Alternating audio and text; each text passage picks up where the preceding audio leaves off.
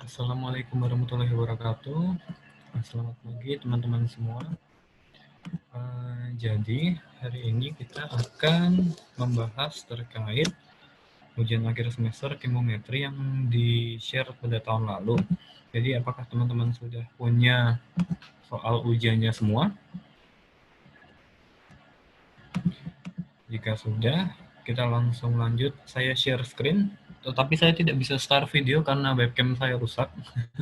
Jadi saya share screen saja untuk tutor pada pagi hari ini, seperti itu ya.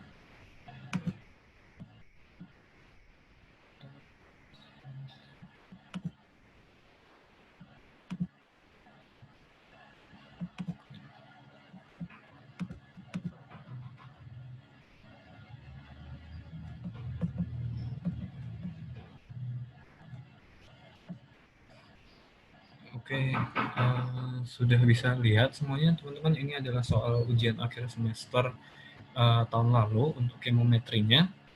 Di sini kita akan bahasnya menggunakan Excel, jadi mayoritas kita akan membahas menggunakan aplikasi Excel. Bagi teman-teman yang pakai Minitab ataupun yang menghitung manual, mungkin bisa beralih sebentar ke Excel-nya dulu, agar jadi satu saja dulu untuk metode perhitungannya. Seperti itu.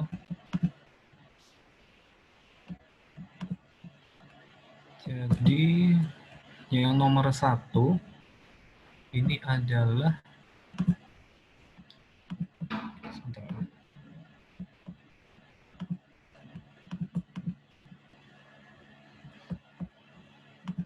Jadi yang nomor 1 ini adalah perhitungan kadar emas dalam sampel air laut yang ditentukan melalui AS dengan standar adisi. Di sini teman-teman diminta untuk membuat plot kalibrasi, slope, dan intercept, serta perhitungan estimasi konsentrasi emas dalam sampel yang tertera. Nah, sebelum kita masuk ke nomor 1, ada baiknya kita review materi dikit dulu ya, terkait regresi linier, seperti itu. Jadi regresi linier itu merupakan metode untuk menentukan kekuatan dan sifat dari hubungan antara satu variabel terikat dan suatu seri dari variabel yang tidak terikat lainnya. Seperti itu. Di sini teman-teman biasa gunakan regresi linier untuk kurva adisi standar, kurva standar, seperti itu ya teman-teman. Dan teman-teman pastinya sudah pada paham terkait persamaan garis regresi. Nah, selanjutnya di sini adalah tabel confidence level yang nanti kita akan gunakan dalam perhitungan di nomor 1. Jadi nanti untuk di nomor 1 kan di bagian B, dia disuruh menentukan slope dan intercept beserta batas konfidensi 95%-nya. Nah, bagi teman-teman yang belum punya tabelnya, mungkin nanti bisa sambil dicari di Google, tulis aja confidence, T-table untuk statistik. Jadi nanti teman-teman bisa temukan T-table-nya ada di Google. Silahkan saudara dari Google saja. Nah, ketika kita menggunakan 95% confidence level, berarti nanti angka yang kita akan tertera itu ada di sekitar 95% sini ya, teman-teman. Tergantung dari seberapa banyak jumlah sampel yang kita akan uji dalam regresi linear tersebut. Oke, selanjutnya teman-teman sudah buka Excel-nya? Silahkan dibuka Excel-nya.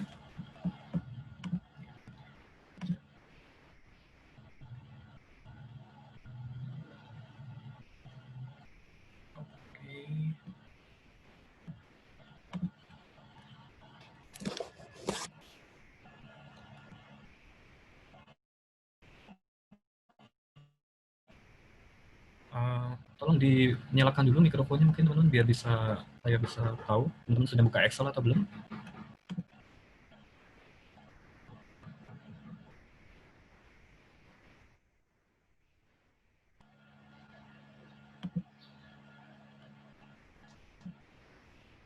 Oke, jika sudah dibuka Excel-nya, silahkan dimasukkan datanya, input data dulu ya. Jadi datanya ini yang ada di soal tadi dimasukkan dulu dari 0 sampai 70 dan nilai absorbansinya juga.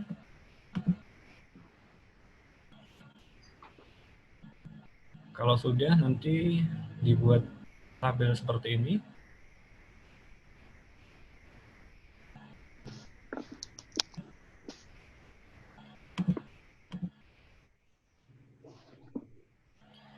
Jika sudah, nah teman-teman yang harus dilakukan pertama dulu, mungkin kalau teman-teman tidak biasa memakai Excel, belum ada pilihan analisis di sini, pilihan analisis dan data analisis di sini juga belum ada, maka teman-teman harus mengakses extensionnya dulu di Excel dengan cara mengeklik file, terus option, terus usai itu add-ins, klik add-in-nya, terus habis itu klik yang manage, di bagian sini ada Excel add-ins, ada beberapa, tapi kita akan pilih yang Excel add-ins. Lalu klik Go, dan pastikan yang Analysis Toolpack-nya ini tercentang ya teman-teman. Analysis Toolpack-nya sudah di checkbox, setelah itu langsung di OK. Maka akan keluar bagian data analisis seperti ini. Nah, yang di soal pertama itu menentukan plot kalibrasi. Plot kalibrasi, teman-teman juga sudah biasa memakai ini, pastinya bisa menggunakan kalkulator juga sebenarnya, tetapi saya pakai Excel di sini. Plot kalibrasi, teman-teman kalau mau lihat grafiknya seperti apa dulu, ini di blok semuanya dulu, di blok semuanya, usai itu klik insert,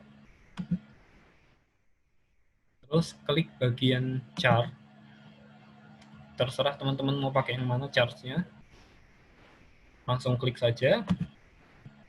Usai itu klik kanan pada grafiknya, lalu di add trend line, kemudian tetapkan atau checkbox display equation dan display R-square value on chart. Jadi teman-teman sudah dapatkan nilai persamaan regresinya dan nilai determinasinya atau nilai R kuadratnya. Cukup tinggi teman-teman, 0,9993. Oke, ini adalah plot kalibrasinya seperti ini. Jadi ini jawaban A. Plot kalibrasi yang jawaban A.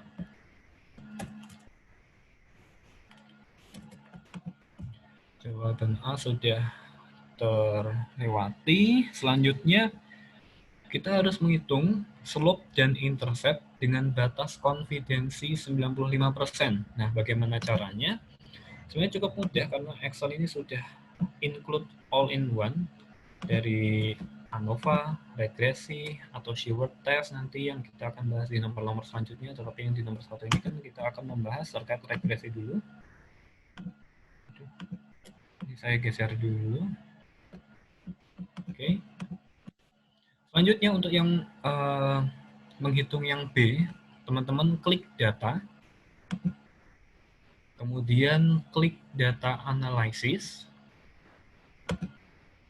Nah, di sini ada beberapa analisis data dari ANOVA, uji korelasi, covariance, dan lain sebagainya.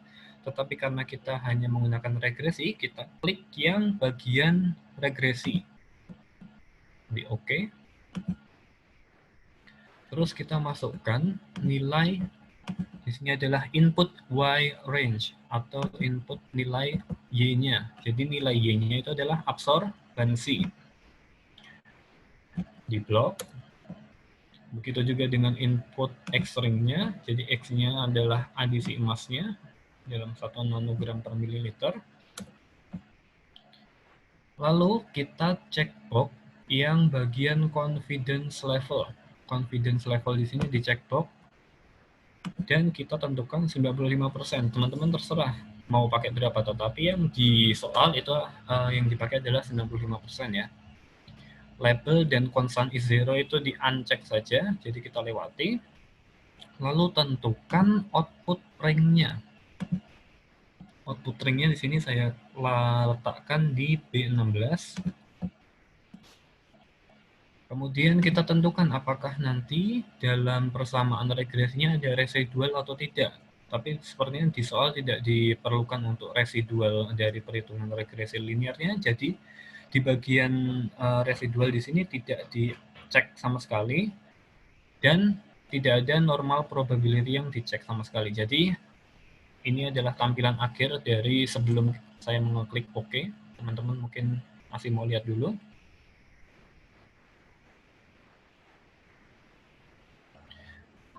Oke, selanjutnya klik OK saja langsung, lalu keluar output dari perhitungan regresi linearnya. Di sini teman-teman yang harus diperhatikan adalah adjusted, yang R square-nya. Jadi saya kasih tanda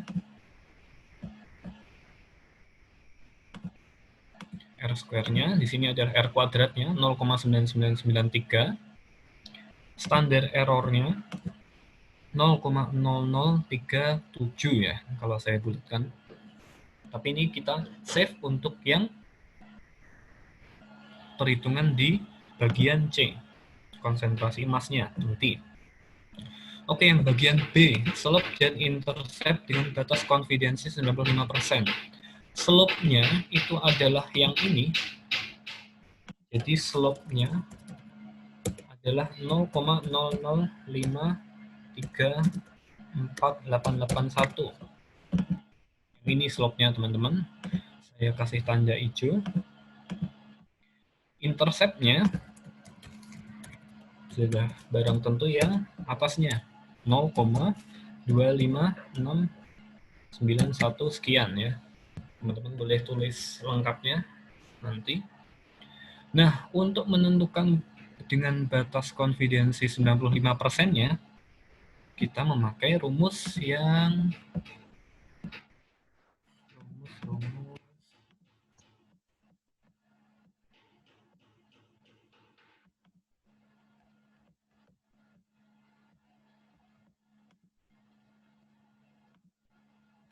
tulis aja ya.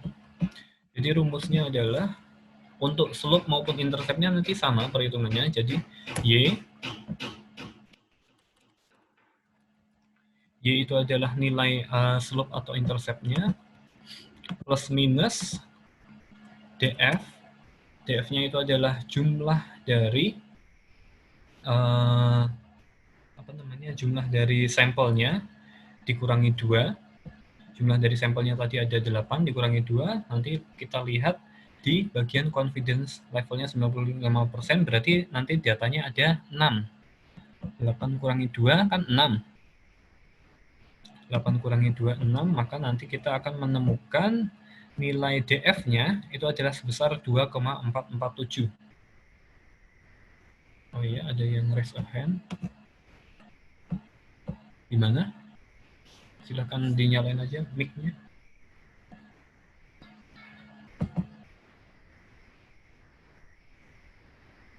Yuvia Raffi.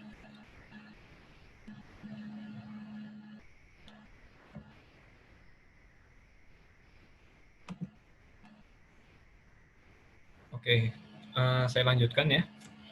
Jadi karena DF-nya sudah ketahuan, nilainya adalah 2,447, dari confidence levelnya adalah 95%, berarti nanti kita masukkan aja rumusnya. Y itu adalah slope, nilai slope atau interceptnya, plus minus DF dikalikan dengan nilai summary of error-nya. Jadi nanti rumusnya itu adalah seperti ini.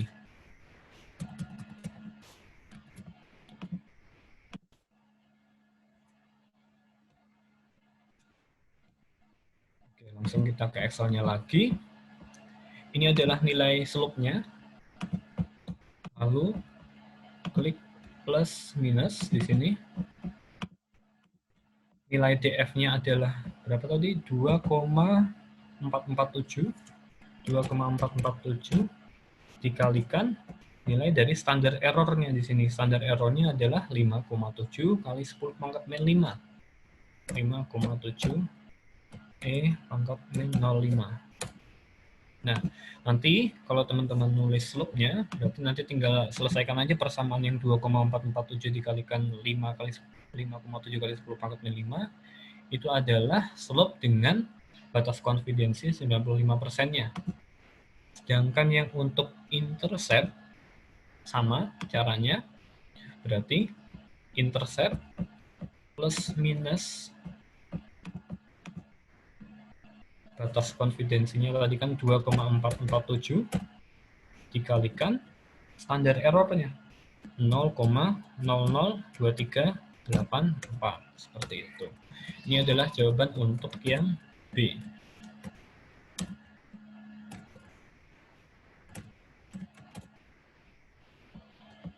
Jadi ada yang raise a hand, siapa ya? Oh, saya pencet. Oke, ini yang B ya teman-teman. Sekarang yang C. Yang C itu adalah menentukan konsentrasi emas dengan batas konfidensinya. Kita sudah tahu persamaannya itu adalah Y sama dengan 0,0053X plus 0,2569. Standar errornya ini adalah untuk untuk menentukan batas konfidensinya. Saya tentukan di sini adalah 95% karena di awal tadi kan kita mengatur confidence levelnya adalah 95%. Nah, selanjutnya berarti konsentrasi sampel, karena kita menggunakan kurva adisi standar, berarti kan nanti yang ini kan negatif hasil konsentrasinya, tapi itu adalah hasil dari nilai pengukuran si sampel emas ya, seperti itu. Jadi kita masukkan aja rumusnya sama dengan 0 dikurangi interceptnya tadi adalah 0,25 sekian dibagi slope-nya. Hasilnya pasti akan negatif, teman-teman. Tetapi karena ini adisi standar, maka kita abaikan nilai dari value negatifnya, berarti konsentrasi sampelnya adalah yang ini ya, teman-teman.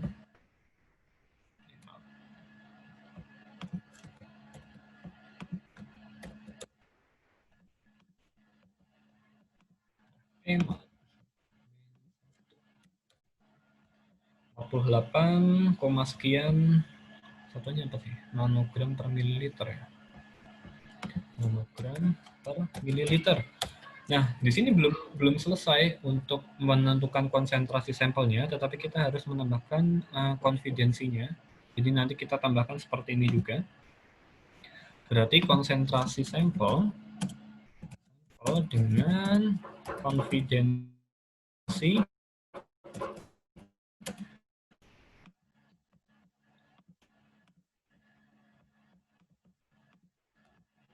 tulis di sini itu adalah 48 sekian plus minus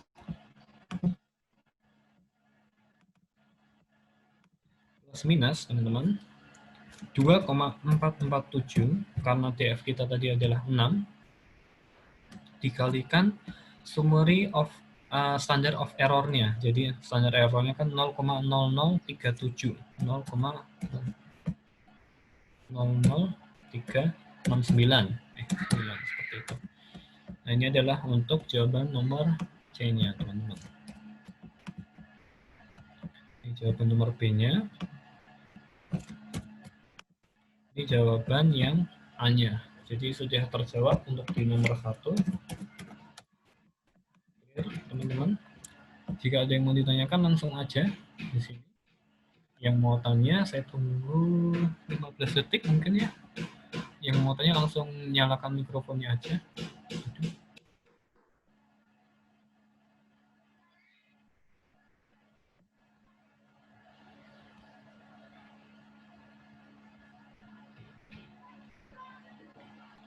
Oke, tidak ada. Sebentar.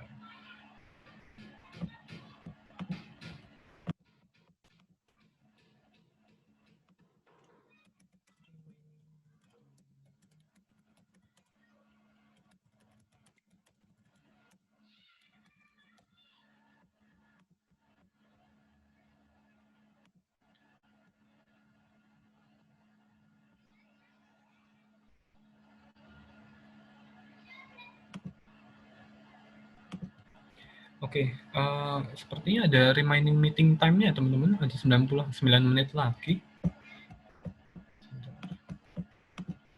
Jika nanti masalah baca, oke. Oke, langsung ke nomor 2 ya teman-teman. Nomor 2, kalau tidak ada yang pertanyaan di nomor 1, kita langsung ke nomor 2. Nomor 2 itu adalah, yang ditanyakan adalah untuk membuat plot grafik Sheward untuk rata-rata dari pengukuran tersebut dan berikan tanggapan terkait hasilnya. Seperti itu. Teman-teman bisa garap ini di Excel maupun di Minitab. Kalau di Minitab nanti sudah ada settingan grafik Sheward-nya, tetapi kalau di Excel kita akan bahas satu-satu. Kita akan di Excel saja. Jadi yang kita harus masukkan itu adalah tabel yang di sini nih. Tabel hari dan konsentrasinya ini dimasukkan di Excel semua. Dan juga masukkan kandungan 80% kalsium, 4 replikasi, dan 0,6% presisi untuk acuan awal pembuatan grafik Sheward-nya. Nah, langsung ke nomor 2. Kita sudah punya tabelnya di sini. Teman-teman bisa tulis, mungkin nanti tabelnya itu ada tabel hari, konsentrasi, kontrol line atau garis kontrolnya. Ini adalah garis batas atas, yang ini adalah garis batas bawah. Nanti kita harus menentukan rata-rata dan standar deviasi dari konsentrasi hasil analisis kalsium pada semen tersebut. Jadi kalau rata-rata teman-teman pasti sudah tahu ya, sama dengan average. Line-nya ini di blok seperti itu. Sudah muncul nilai rata-ratanya. Begitu juga dengan standar deviasi, sama dengan STD, standar. Nah, di sini ada beberapa standar deviasi, tapi yang kita akan pakai itu adalah standar deviasi yang S. Karena kita berbasis pada sampel yang sudah diuji. Kita masukkan semuanya. Dan ketemulah standar deviasinya adalah 0,471. Nah, kalau sudah teman-teman hitung, nanti klik yang kontrol line-nya ini. Kontrol line-nya itu adalah rata-rata dari perhitungan analisis kalsium tersebut. Berarti adalah sama dengan yang ini ya teman-teman, rata-rata yang tadi sudah dihitung. Karena nanti kontrol line-nya ini sama semua, maka kita harus klik F4 pada di sini, pada rumus ini. Jadi klik F4 sehingga muncul tanda kayak dolar-dolarnya ini. Ini untuk biar agar si datanya ini tidak kemana-mana. Jadi kita kunci datanya dulu. Diklik, maka kontrolnya adalah 79,69. Lalu kita tarik sampai bawah. Hasilnya 79,69 pastinya. Selanjutnya untuk up control line atau garis kontrol atasnya, itu adalah dengan mengklik sama dengan, rumusnya adalah sama dengan rata-rata ditambah standar deviasi yang tadi sudah kita hitung. Tetapi untuk dua variabel tersebut harus dikunci dulu ya teman-teman.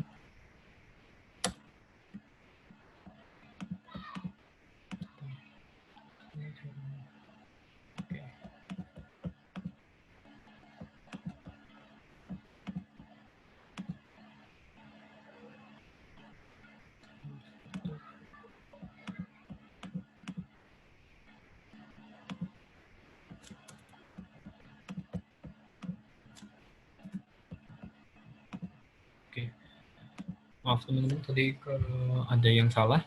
Untuk batas kontrol atasnya, ini teman-teman tulis rumusnya, maaf yang tadi salah ya teman-teman, sama dengan rata-rata, di log dulu, ditambah standar deviasinya, di log juga, dikalikan 3. Ini adalah batas kontrol atasnya.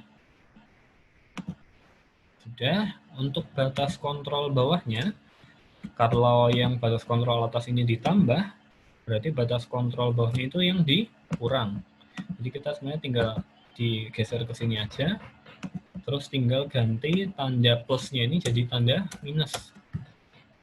Kita sudah mempunyai dua garis batas atas dan garis batas bawahnya. Lalu kita tarik, yang lower control line-nya juga ditarik. Sudah. Kalau sudah, teman-teman langsung buat grafiknya antara konsentrasi dan kontrol line-nya dulu. Jadi konsentrasi dan kontrol line ini dibuat grafik, terserah teman-teman mau pakai grafik apa, tapi saya sarankan antara 2D line dan yang scatter, terserah teman-teman mau pakai mana. Jadi untuk yang misal saya pakai yang ini, kan grafiknya jadi seperti ini. Yang biru itu adalah untuk konsentrasi hasil perhitungannya. Yang oranye ini adalah untuk kontrol lainnya. Jadi hasil rata-rata dari pengukuran yang dilakukan selama 20 hari. Nah, selanjutnya kita masukkan juga up control lainnya. Jadi kita klik select data, terus di add di sini. Di sini kita tulis upper control line. Lalu kita blok biasa. Dan tambahkan juga untuk yang lower control line. Kita masukkan juga seperti biasa tadi. Masuk. Jangan lupa ini untuk keterangannya kita juga edit karena seri satunya adalah series untuk hasil analisis agar tidak membingungkan nantinya, dan yang series 2-nya adalah control line.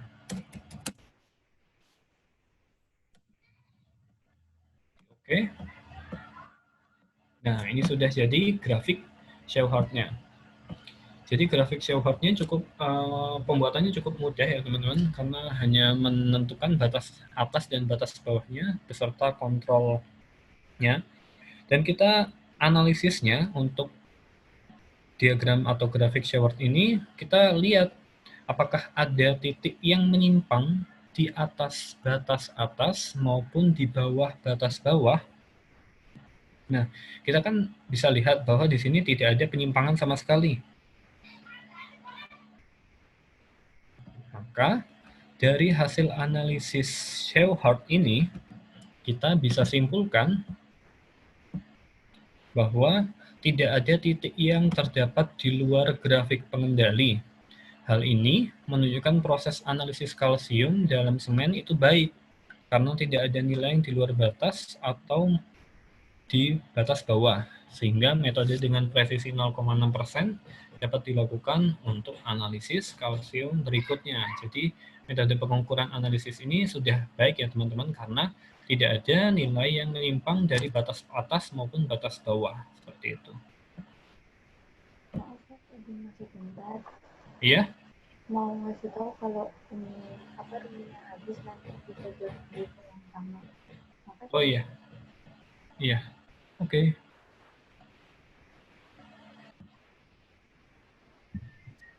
Mas mau nanya dong, Mas. Iya, silakan. Maaf. Tadi di rumus yang up control line sama lower control line itu, kan tadi kan ada yang ditambah dikali 3 kan? Ini ya? Nah, itu 3-nya dari mana ya tadi? Itu memang dari rumusnya untuk pembuatan grafik Shewhart-nya. Seperti itu. Oh, jadi kalau semuanya itu mau gimana aja, soalnya tetap dikali 3. Iya, maupun yang khusus untuk yang batas atas sama batas bawah ya, tapi kalau yang untuk control line, untuk yang control line-nya tidak dikalikan 3, Ya. tapi untuk yang dikalikan 3 itu ada yang batas atas dan batas bawahnya, seperti itu. Makasih, Mas. Oke.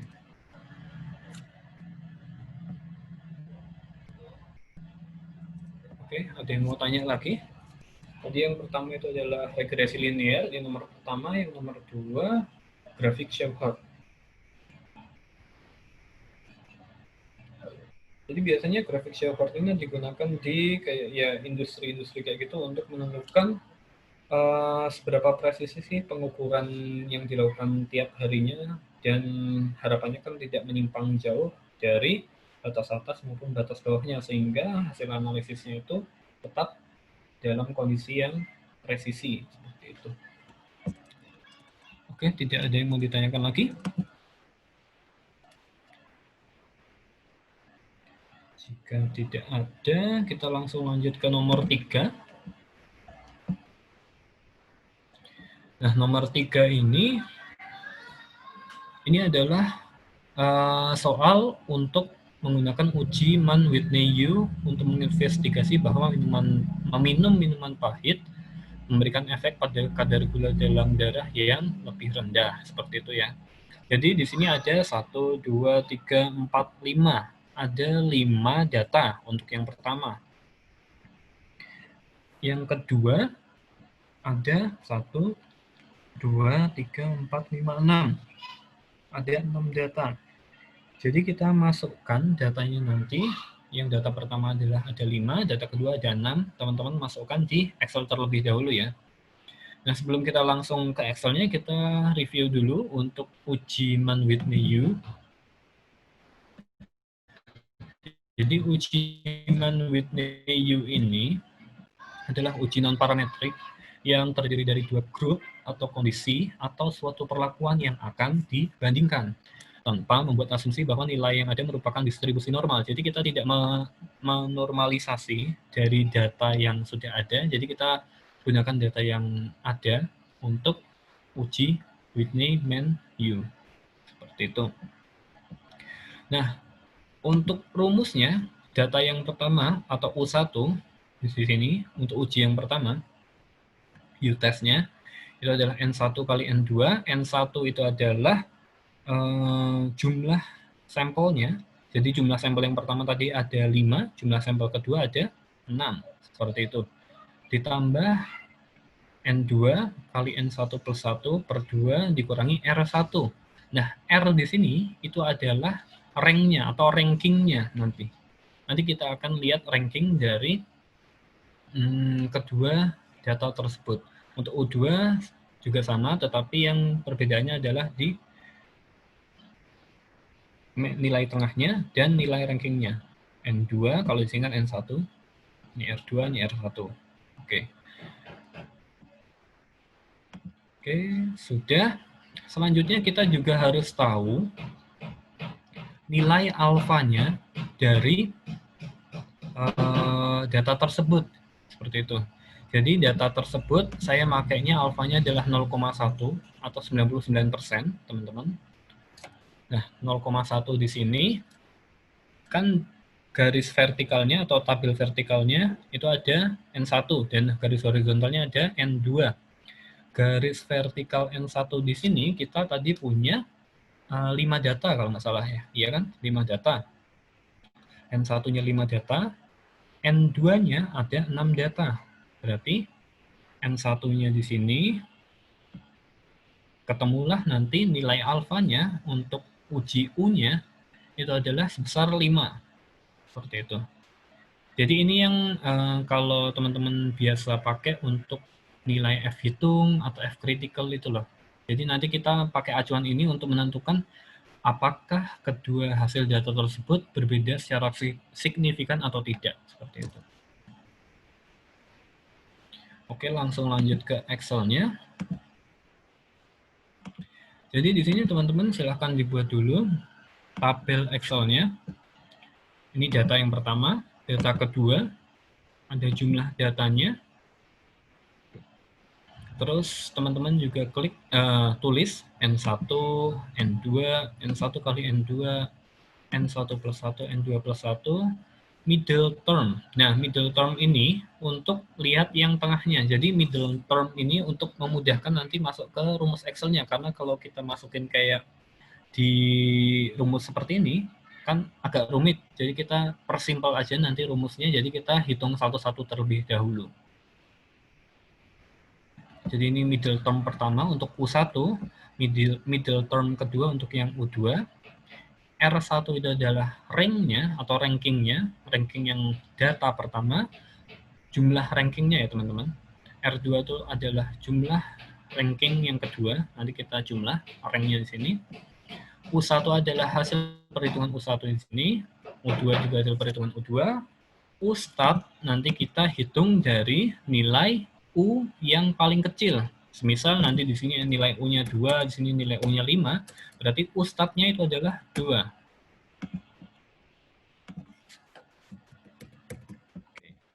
Terus ukritnya itu tadi didapat dari nilai alfa yang kita dapatkan. Tadi kita udah dapat nilai U-nya untuk ukritnya itu adalah 5 ya teman-teman. Jadi kita masukkan saja di sini langsung 5.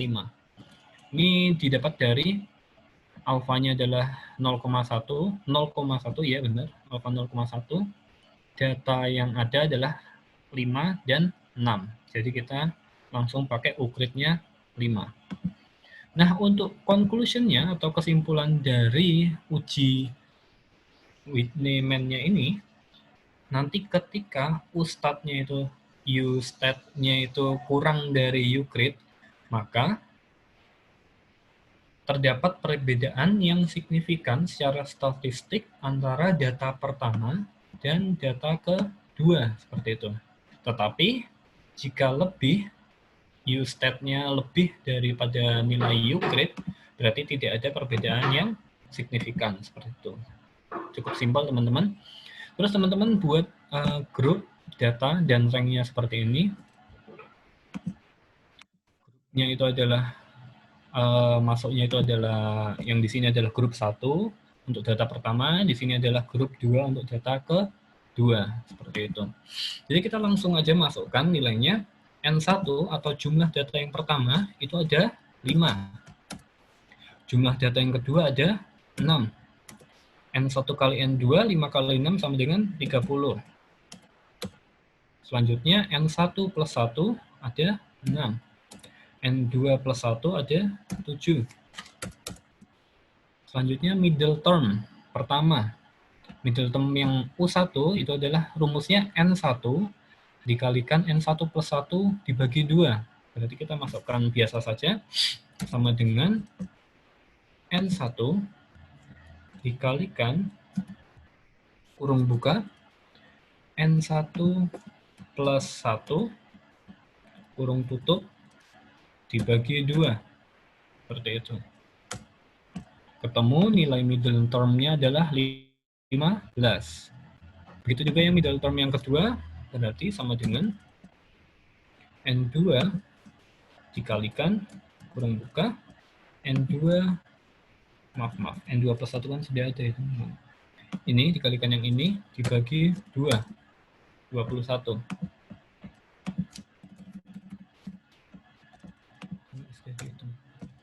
Oke.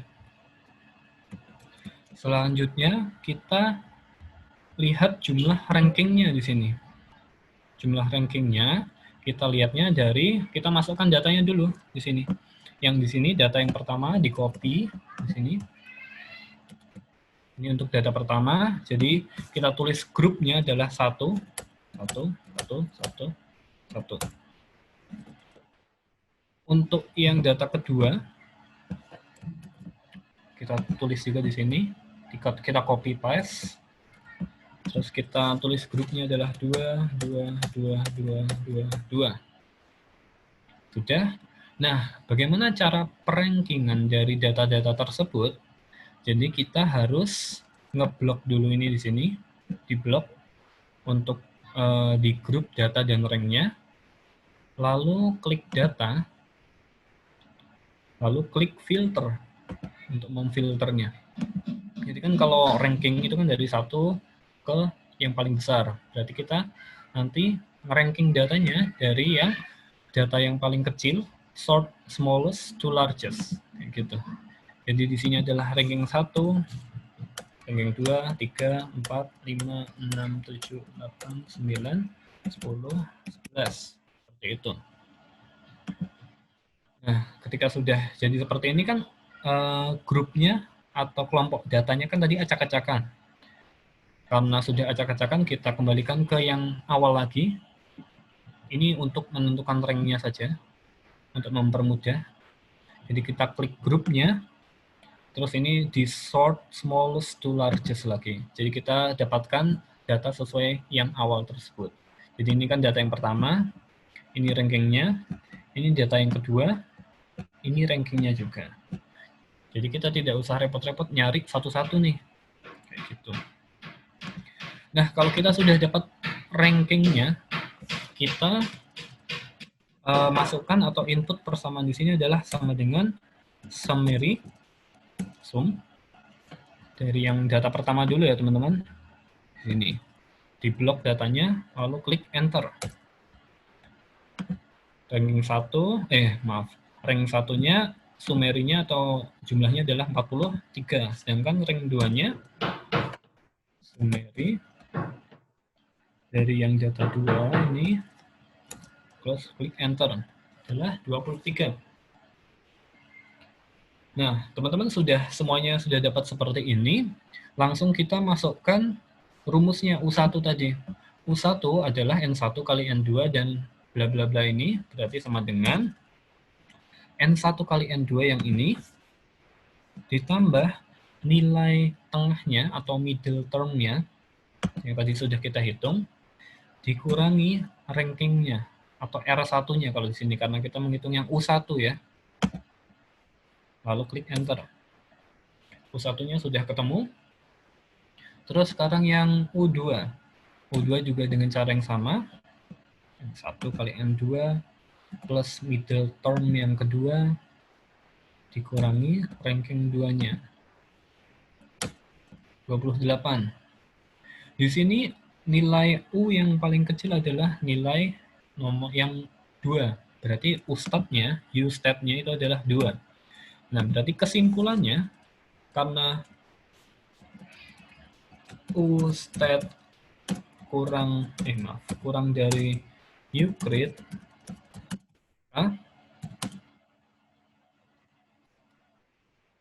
data pertama dan kedua terdapat perbedaan yang signifikan secara statistik.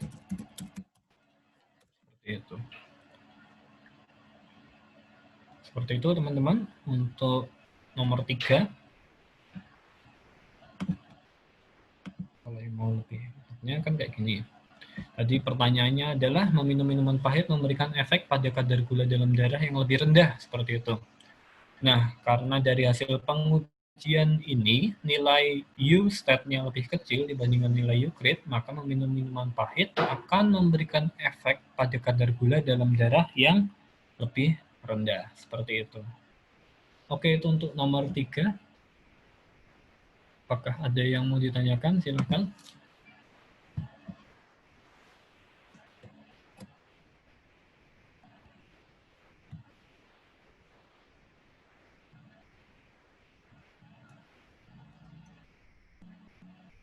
Jika ada yang mau tanya, langsung nyalakan mikrofonnya saja.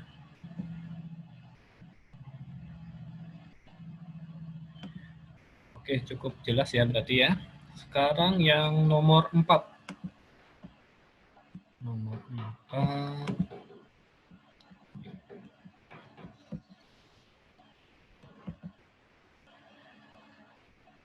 Di sini soalnya itu adalah pada suatu studi 4 sampel yang mengandung konsentrasi molybdenum digunakan untuk uji perbandingan antar lab dengan membandingkan metode non-standar EDX dan metode ASTM.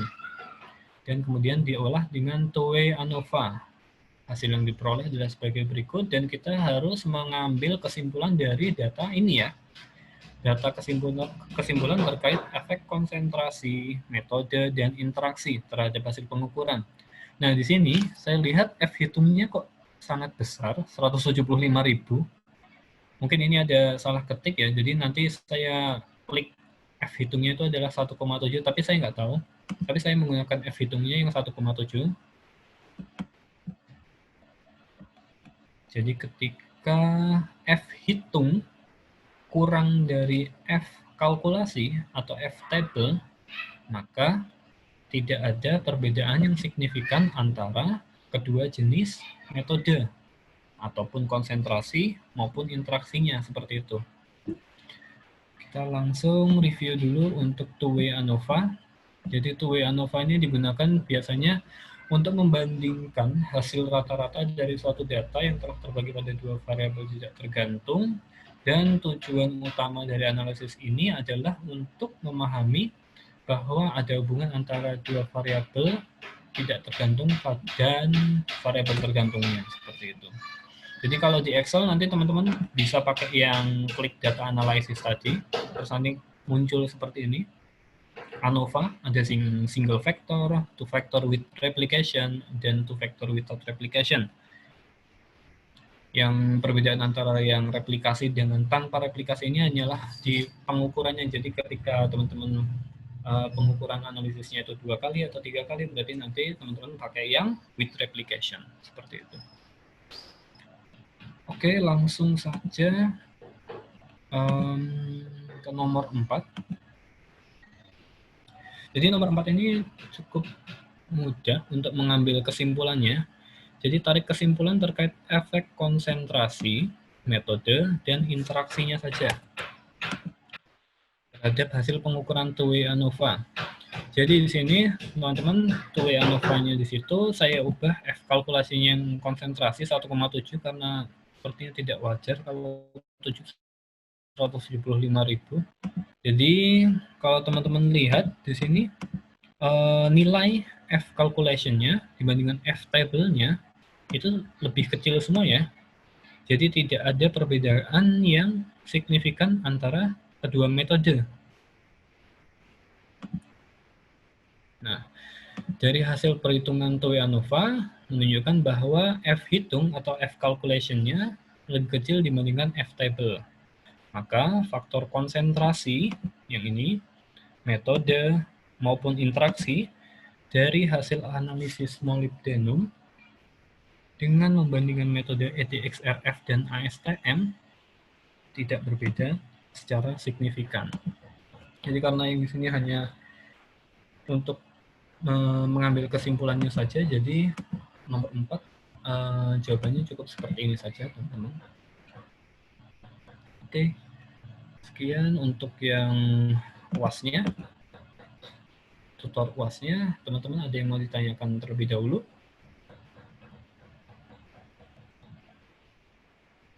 Mas mau tanya, Mas. Ya. Ini recordingnya bisa dikirim, Mas? Saya nggak recording. Hostnya tadi kayaknya teman-teman HMK merecord tidak ya?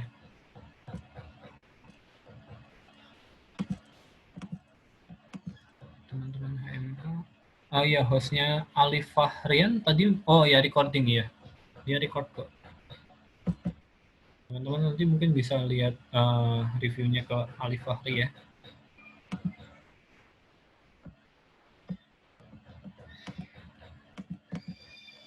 Oke, jadi itu tutor kemometri hari ini. Kemometri ini digunakan di banyak bidang sebenarnya, tidak hanya di kimia saja. Karena kita sebenarnya ini pembahasan statistik, makanya namanya adalah kemometri atau perhitungan kimiawinya ya. Jadi kalau teman-teman nanti skripsinya terkait validasi metode maupun analisis atau sampling air limbah di sungai apa kayak gitu, biasanya sih memakai metode-metode statistika untuk menghitung signifikan atau tidak signifikannya dari hasil pengukuran analisis. Teman-teman selain pakai Excel juga bisa pakai Minitab di sini. Ini ada Minitab. Saya punya aplikasi Minitab yang berapa ini ya? Nggak tahu. Minitab. Ini yang seperti nomor 3 tadi. Ini adalah shared graph-nya. Pembuatan shared graph-nya. Klik aja Start, Control Chart.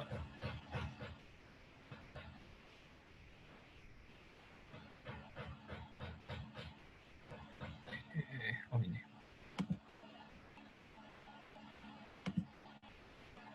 Oke, saya nggak tahu variabelnya lagi. Oke.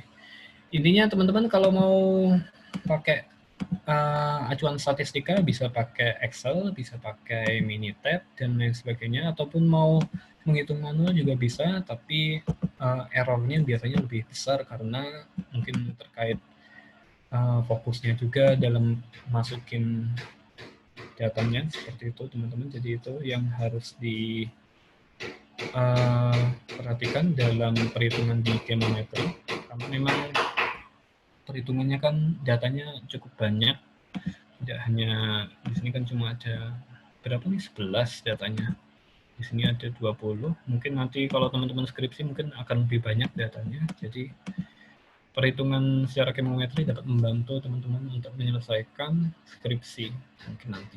Oke, silakan kalau masih ada yang mau ditanyakan.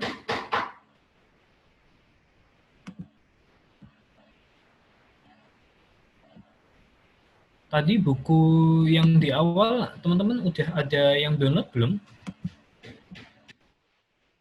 Punya itu Montgomery.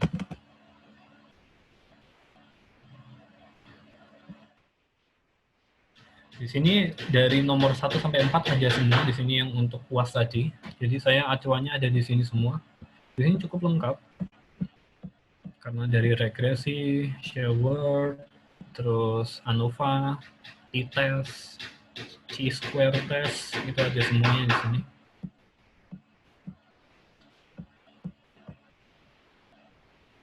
Jadi itu dulu dari saya. Mungkin dari HMK ada yang mau menyampaikan sesuatu?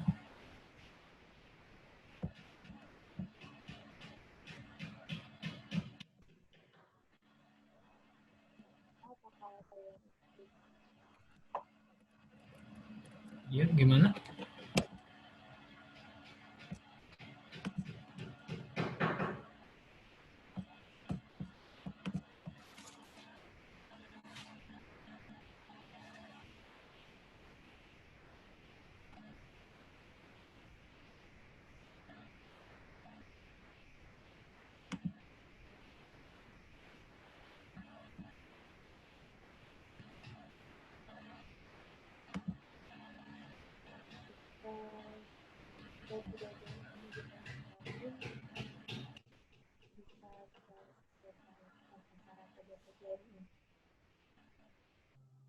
Nggak kedengeran.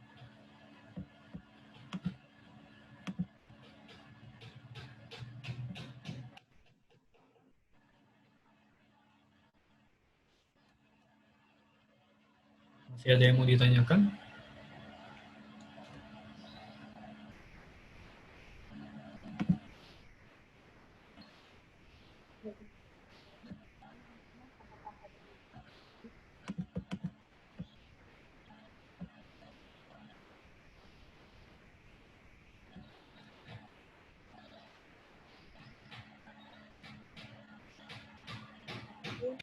Jika tidak ada yang ditanyakan lagi, kita akhiri acara pada pagi hari ini saja.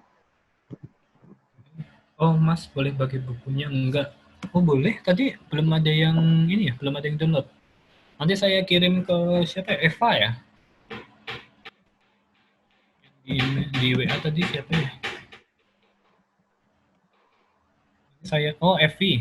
Saya kirim ke Evi. Nanti biar Evi sebar ke teman-teman yang lainnya ya. Kayak gitu.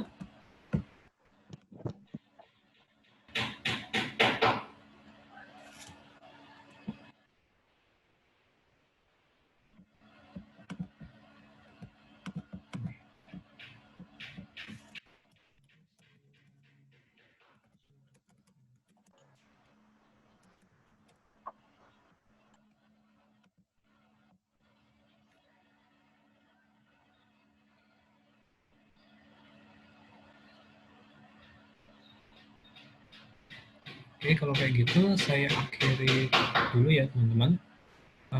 Kurang lebihnya mohon maaf. Nanti teman-teman cek-cek lagi rumusnya. Mungkin saja saya ada salah di situ untuk perhitungannya. Nanti biar bisa dikonfirmasi buat teman-teman juga, biar juga buat belajar juga. Oke, sekian dari saya. Terima kasih atas perhatiannya. Assalamualaikum warahmatullahi wabarakatuh.